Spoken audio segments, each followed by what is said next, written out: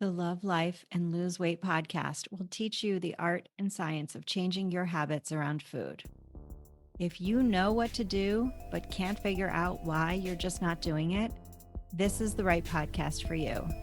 I'm your host, Advanced Certified Weight and Life Coach, Heather Beardsley.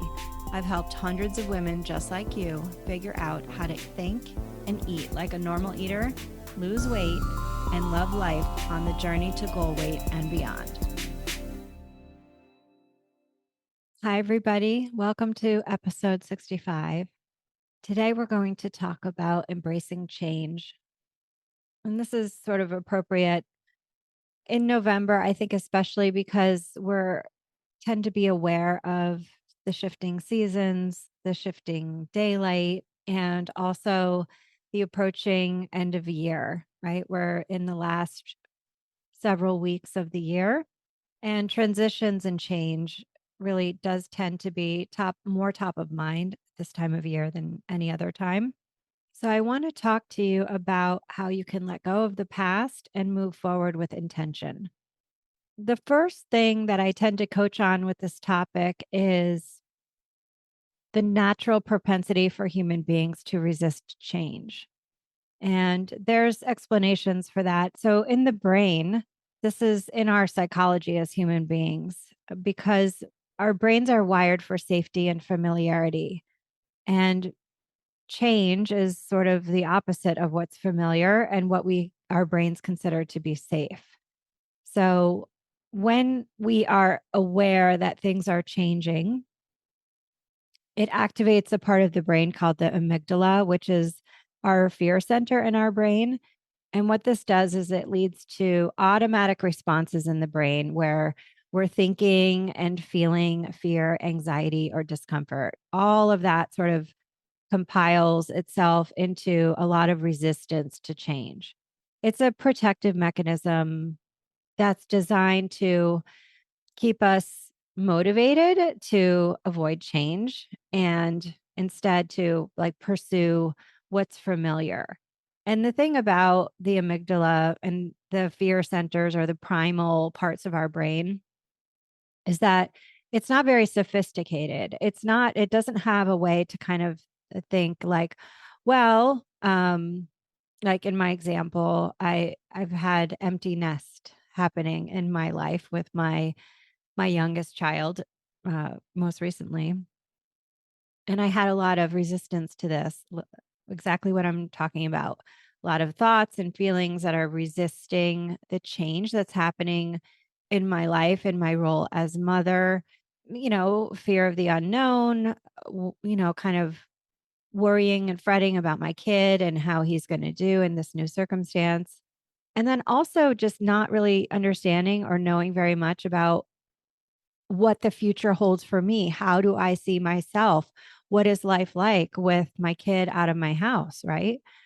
Yes, there's resistance happening to that, but ultimately you can see that flying the nest for kids is ultimately a good thing. But our amygdala center, our fear center, isn't making the call on that. It just knows it's change. It doesn't feel safe. And therefore, it's going to keep reacting in ways that keep us in resistance. So, our automatic response to change is to resist it. Let's just make it a fact that nothing's gone wrong when we find ourselves automatically responding to any changes that are going on in your life with resistance. So we can just normalize all of this as just part of being human. Our ability to level up our experience of change and hopefully make it easier on ourselves is going to happen in how we choose to think about this change that you're going through in an intentional way. So, both of these things are going to be happening at once. If you want to feel better about the changes that are happening in your life, just know that there's going to be an automatic response that feels like a lot of resistance and sometimes fear. And at the same time, that's going to be laid on top of any work you choose to do to try to feel a little bit better or a little bit more accepting of the change that has happened for you. So, an example of this would be like if you are thinking about retirement or you are thinking about maybe going into a new or different job and you're tending to stay at the old job that you hate because you're just not sure if the new job is going to be better for you. So these are examples that will put us into a lot of resistance. The retirement one, I oftentimes see clients who are continuing to work just because they haven't really figured out what retirement looks like, or they haven't looked at the financial numbers to even know what they can afford if they do retire. So there's a lot of ways that we can work with change to make it feel better for you. So the benefits of embracing change are many. And what we have an opportunity to do is to reframe change as a period of growth for ourselves. I mean, anytime that you look back on your life, when you in the looking back notice that you did a lot of like growth from change, when you really put yourself back into your own shoes during that time of growth, likely it didn't feel like a growth opportunity. It felt wretched, terrible, extremely stressful, and uncomfortable. And I think that we can do a little bit better than that.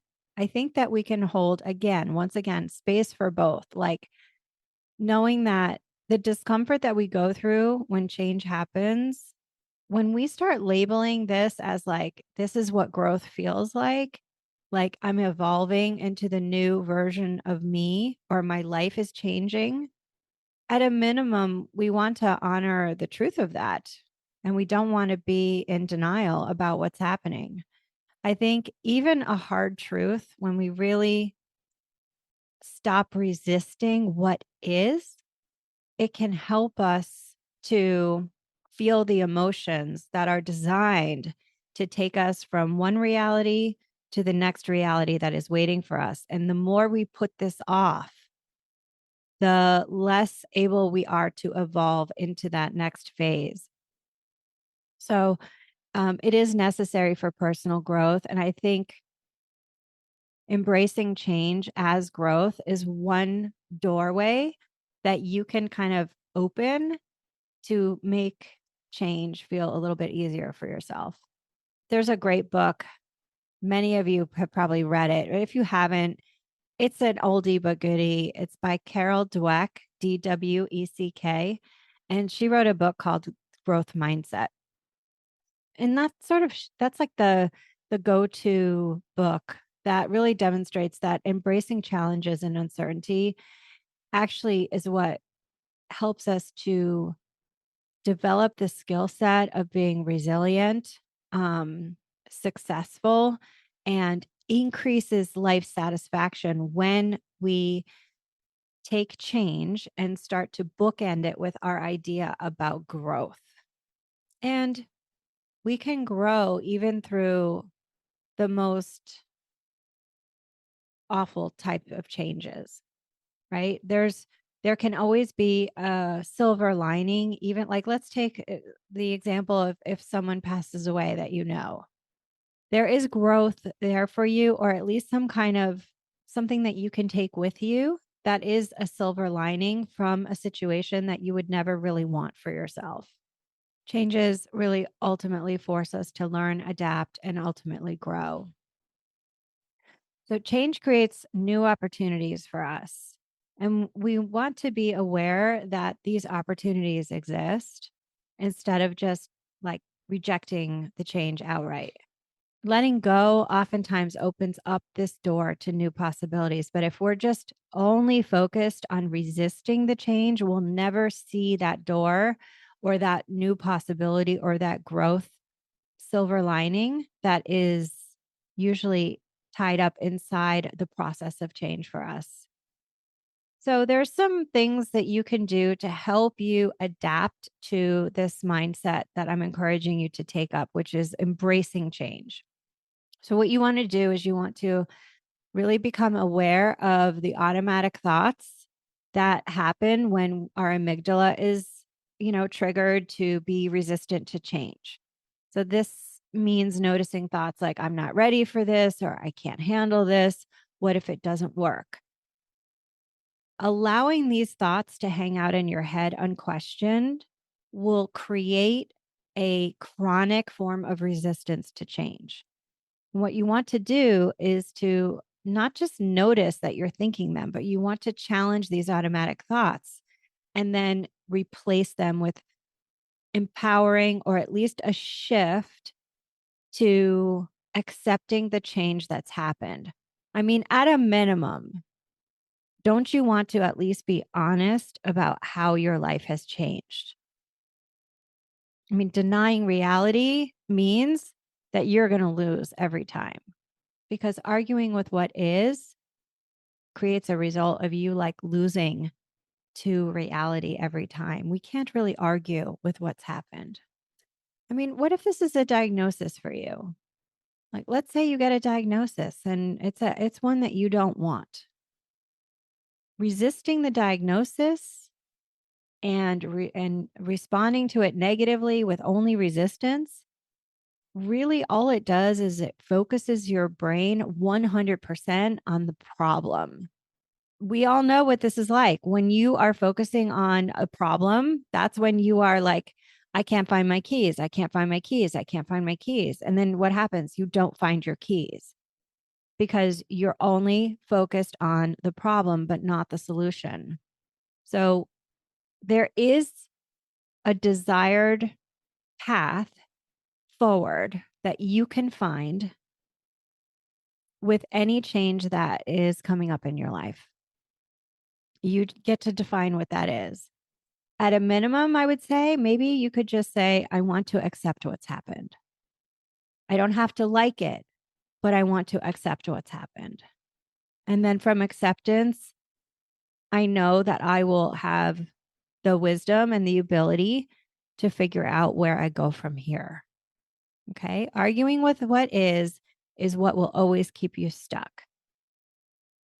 Think about somebody who's hesitant to change their job, like I mentioned before. This is the opportunity for them to reframe their thinking and instead focus on what's on the other side of all of the unknowns of changing the job. How could this be worth it? What's on the other side of being willing to get through all of those changes, letting the old job go, taking the new one? What's on the other side of that for me potentially? That if I never take the opportunity, I'll never know. I also want to mention this. When change has happened, a lot of times forgiveness is often required for my clients to sort of accept change that's happened. We sort of hold ourselves hostage many times with self blame. And that's what lack of forgiveness does. And oftentimes, this is not even to other people, but this is self forgiveness. I once had a client who felt as though she judged somebody who was very important to her. And later on in her own life, she grappled with the same problem that she had judged her family member for. And it was too late. She had lost her family member. Her family member had died, the one that she had judged. And now that she found herself in the same situation that she had formerly judged her family member for, she couldn't get to work on fixing the issue with me, her coach, because she was still so unforgiving of herself that she had done this to somebody that she loved and that she couldn't, it was too late to say, I'm sorry.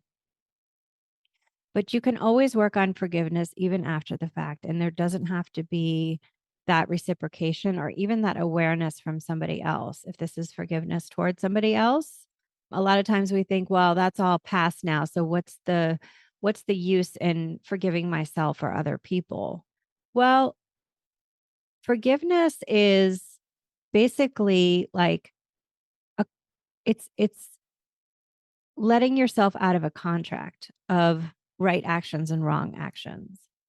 When we don't forgive, we are still holding ourselves to a contract that we did not hold our end up of the bargain up for.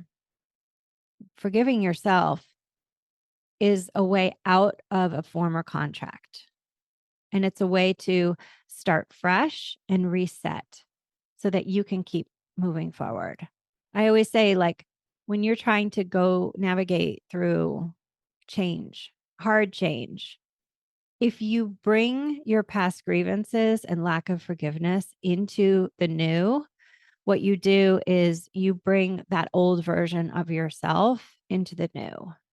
And all change requires, really, hopefully, ideally, us to bring our best selves, ourselves where we have forgiven our misdeeds from the past, the way that we let ourselves down, maybe mistakes we've made. And if we, as long as we can take from that, not still unforgiving ourselves or holding ourselves on the hook for that, but saying, like, here's what I've learned. Here's what I've learned from that experience. If you can take one nugget of a silver lining from something that was really hard that maybe you are not forgiving yourself for or someone else, then you can bring your whole self into this new period of change. And when you do that, you really give yourself a good chance to be able to navigate change in a way that you can really feel proud of, because nothing's gone to waste, right? Your life, even the hardest parts of your life, have meant something, and you sort of are making soup from all of those things. And with each iteration of change that comes in your life, you have created a soup or a cocktail of life experiences and acceptance of yourself and growth, self growth, and your ability to start fresh each time, should you want to. Okay. So, um, you can do a self forgiveness exercise if you think that this is part of your dynamic for change that could really help you. Um, and I'll go over that for your coach homework, and I'll give you the details at the end. So, before I do that, though, I want to give you some practical strategies for letting go and allowing change. The first one is to let go of old habits or old roles. So we all have roles in our life depending on our relationships with ourselves and even other people, and the habits that go along with them. And because change has happened, I want you to see that you also don't have to drag those roles or those habits with you into the new change. Again, this oftentimes, like, the one example I think most people can relate to is when you've had a loss in your family and, like, a key member of your family has passed away. You and your siblings, that dynamic, those roles, you just may outgrow them because the dynamic of your family and the members of your family have changed. You can allow yourself to evolve into a new defined role, or allow yourself to, create some new habits that serve you better because they no longer serve your current situation. Okay. You can also use, as a second practical strategy, mindfulness techniques. Again, it always comes back to how you're thinking about the change that's happened.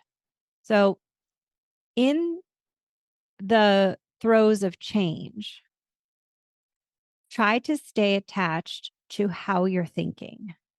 And oftentimes, we need to slow down and pause to really take an inventory of how we're feeling, how is our nervous system, and how are we thinking about this? This pause will help you create awareness around the change and your responses to it so that you have an ability to kind of influence how you are navigating inside of this change. We don't want to be in automatic mode when we're in change, because change, right? Change is what it's doing, is it's an opportunity for you to show up in a new way. even if you are just more aware of how you're thinking about yourself and other people because change has happened, that can be that representative of a tremendous amount of progress and give you a tremendous amount of relief in this new dynamic of change that's happened for you. A third thing that you can do to help you navigate change is to set intentions for your future. This gives your brain a way to think about and relate to the changes that have happened in your life. It's a scaffold or a structure, and it tells your brain, this is how I want you to think about this. Because again, remember that all change will trigger that amygdala to think negatively and resist the change. And we don't want that, right? Because you're not going to be able to be present with change in a way that feels better because you're going to be in a lot of resistance, a lot of fear, and that just doesn't feel good. As your coach, I want you to be able to experience change in a way where you are fully present and you've got your own back through change. This is what over time and a lot of experience through navigating the waves of change that come throughout our life, it makes us more resilient humans for ourselves. We've got our own backs and we kind of know like this might be scary, this might feel fucked up, but I will figure this out. I've done this before and I can do it again.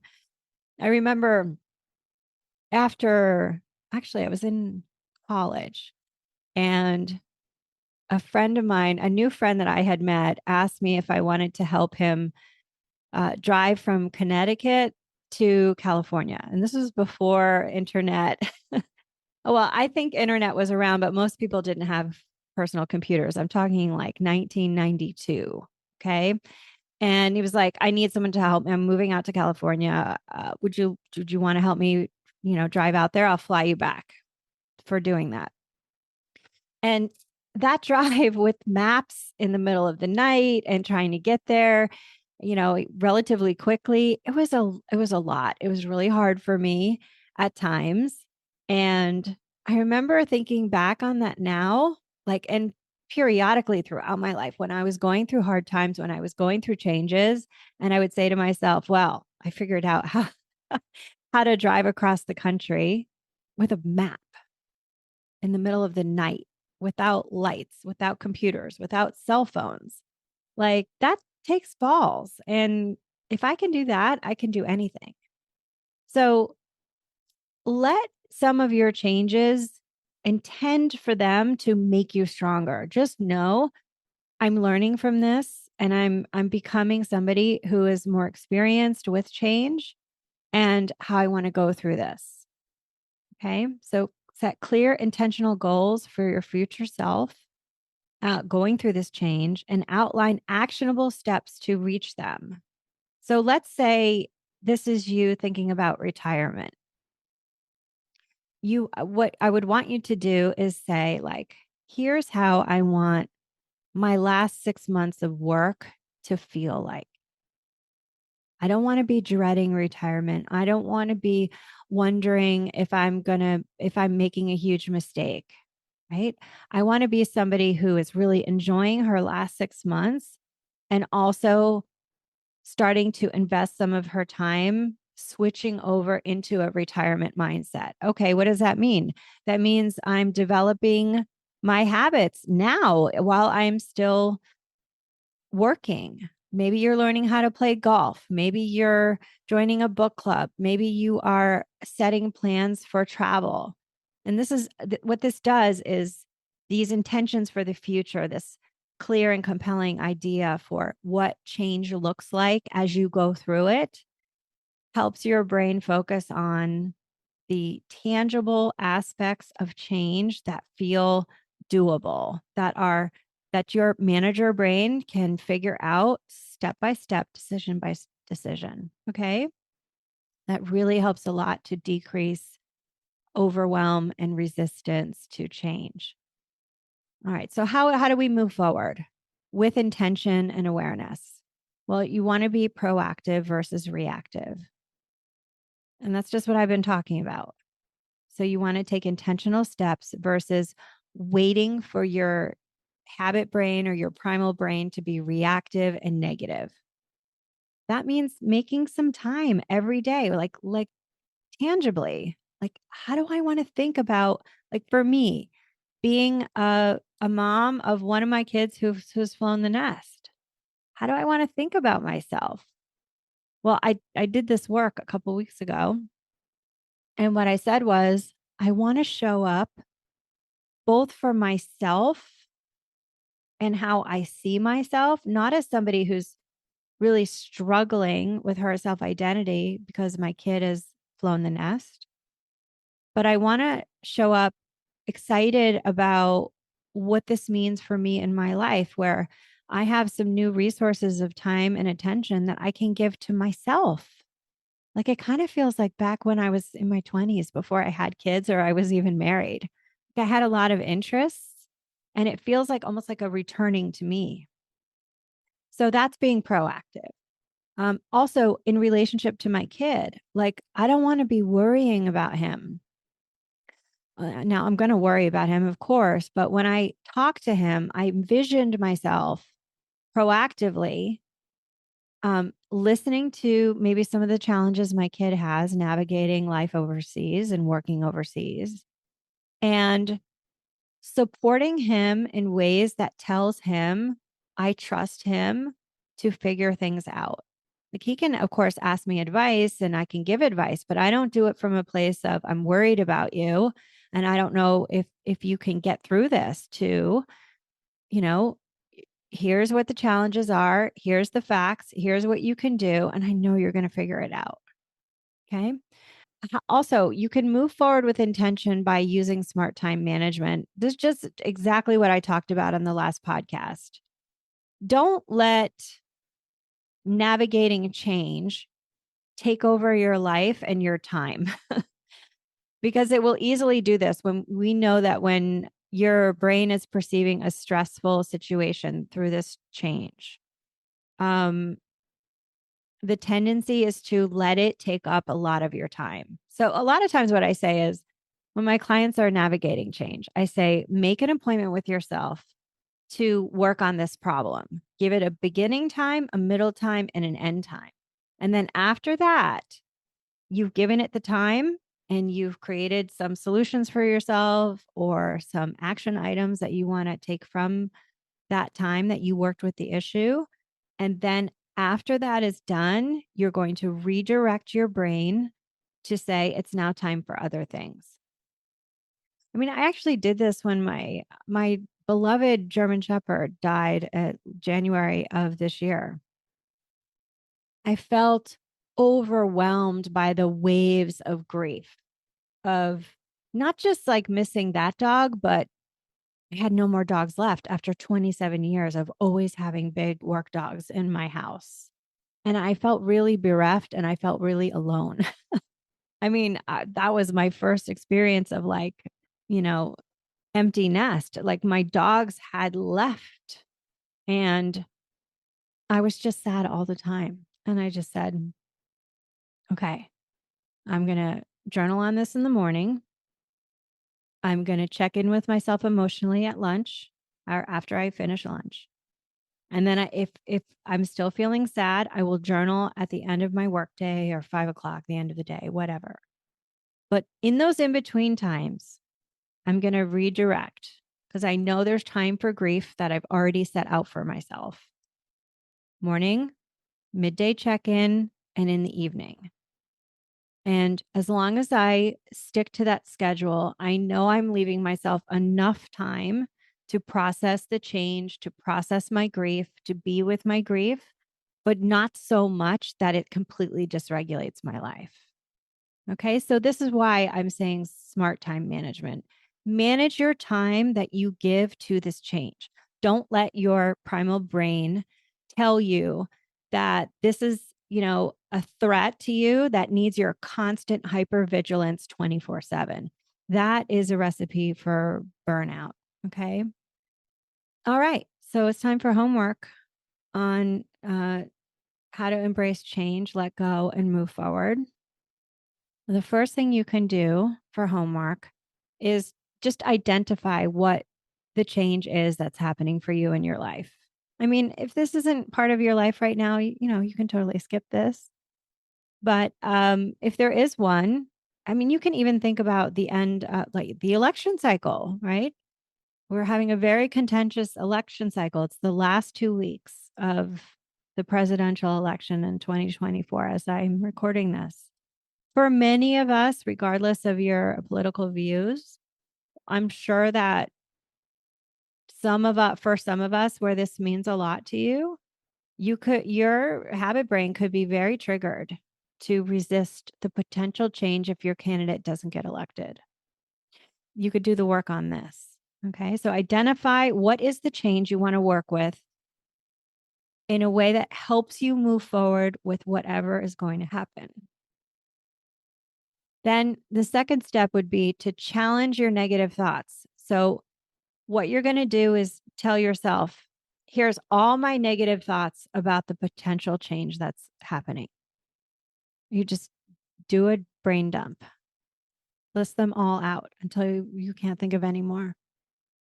And then for each one, make a list on the left-hand side. And then for each one, I want you to challenge the thought by using the thought replacement method to reframe them with a mindset that accepts the change at a minimum. Because if it happens, it happens. Now, what do you want to think? What do you want to think about this? Because remember, how you choose to think about change is going to imbue you with those aligned feelings that come from your habits of thinking. So if you're thinking this is the end of our democracy as we know it, we are in a mess, there's no hope for us. I mean, you're going to be left with and have all the responsibility for those resulting emotions and how they affect you and your ability to function in your life. So reframe them with, how do I want to feel this? Given how this change has happened, how do I want to feel? Like, I'll do it. I have my candidate who I like. And if it doesn't happen, here's what I want to feel. I want to feel that I still have agency to find a way to flourish and thrive in my life, no matter who is elected president of the United States. And what that does is it gets me to work to figure out how to make that happen, no matter who's elected. So you see, change doesn't control what the options are. Instead, I embrace the change and then figure out what I want from that fact. And I let the responsibility for what happens from there be on myself. And I get to work to create what I want. Okay. So many of us feel helpless from change, but you're never helpless. You're never helpless. You always have the ability to control what you take from change and how you let it affect you and your life. Okay. Third part of your homework, after you've written your negative thoughts and then you've replaced them or challenged them or reframed them. Step 3 is to create an intentional plan.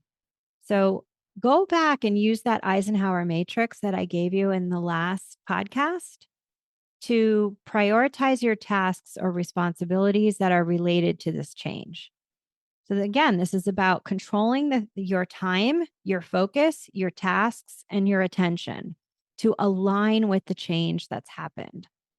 Set up blocks in your calendar to work on them or just plan them ahead if the change hasn't happened yet. Okay. To get that Eisenhower matrix, just go over to Instagram. You can find me at Thrive in Midlife and comment on any one of my posts using the word matrix. And then I'll just DM you with the link to download that Eisenhower matrix. It's amazing. If you're going to use it, you might want to listen to episode 64, which is the one right before this one. But that's a really good way to, I mean, when change happens, right? We're not in control of change. Things happen that are out of our control, but what we do have control over is our time, our focus, and our attention.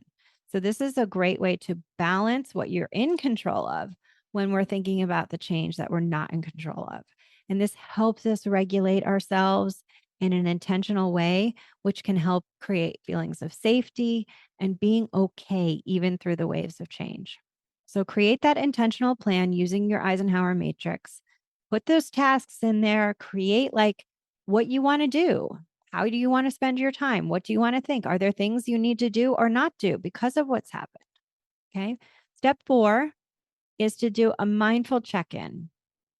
Spend 5 minutes a day for the next week or so, or at least until the next podcast comes out, journaling or meditating on how you feel about the change that you're working with and what steps you want to take moving forward. This helps you stay mindful through change that can be very dysregulating to our nervous system automatically. Okay. And allows you to balance that tendency with being intentional. And for those of you who want to try that forgiveness exercise, you have part 5 to your homework. It's very simple. When you want to forgive yourself for something or somebody else, all that's required is for you to get some paper or your digital whatever that you might want to write on, get some privacy, and you might want some tissues. And you just start writing this: I forgive myself or whoever you're forgiving for, and you fill in the blank. Just take one thing at a time. Self forgiveness oftentimes starts in the first line with our recollection of the thing furthest in the past that we feel like we need to forgive ourselves for, that we need forgiveness for. And you just start writing thing after thing after thing until you have nothing else to forgive yourself for. And as you write each thing that you're giving yourself or someone else forgiveness for, I want you to really picture that entanglement of lack of forgiveness being clipped or severed as you offer that forgiveness and that release back to that thing that you're still attached to with your judgments, and feel the forgiveness and the clipping of all of those attachments and the freedom that happens to allow you to keep moving forward with each forgiveness item that you offer to someone else or to yourself. And, at the end of this, I want you to read them all out loud so that you get that auditory feedback in hearing it being spoken. And then at the end of it, if you've written on paper, you can go ahead and go to a safe place where you can light the paper on fire if you want to, or you can shred it in the shredder. Please be safe. Don't create a fire. Or if you've done it digitally, you can just delete it, put it in the trash can, and then empty the trash can. And from there, you just say, this is done. Now, your brain might still want to go back to these things because, it's been a habit of you to probably think about your judgments or attachments to those things, but you just go back and remind yourself, no, I've already forgiven myself for this. I'm free. I'm free of it. Okay. So embracing a change is about understanding our resistance, our natural human resistance to change, reframing our thoughts, and then taking proactive steps to move forward with your life. Remember that from the time that you're born, your first breath, until all the way at the end of your life, your last breath, it is nothing but a sweeping series of breathtaking changes that bring you from that little baby newborn to the end of your life. And we want to be able to see changes that happen to us as a normal part of human life, one that we can dialogue with, one that we can think intentionally about, and one that we can be in relationship with change. It is a natural part of human life. And change is designed to bring you through your life from the beginning all the way to the end. As much as we think we might be able to avoid the inevitable roll toward the end of our lives through resisting change. That's just a fallacy. Okay. Remember, small steps lead to big results. Start with your homework and begin to navigate your changes with an intention of more ease. Thanks for joining me today. If you enjoyed this episode, make sure that you meet me over on Instagram at Thrive in Midlife and let me know your ahas or takeaways from the episode. Feel free to share with me your homework. And if you know somebody facing a major life change, you can feel free to share this episode with them. It might be helpful. Okay. Stay focused and so long. Hey, if this episode resonated for you, then let's connect. Visit hbeardsley.com/subscribe. That's HBEARDSLEY.com/subscribe and get on the list. You'll get a free gift, periodic coaching, plus advance notice of in-person events and workshops.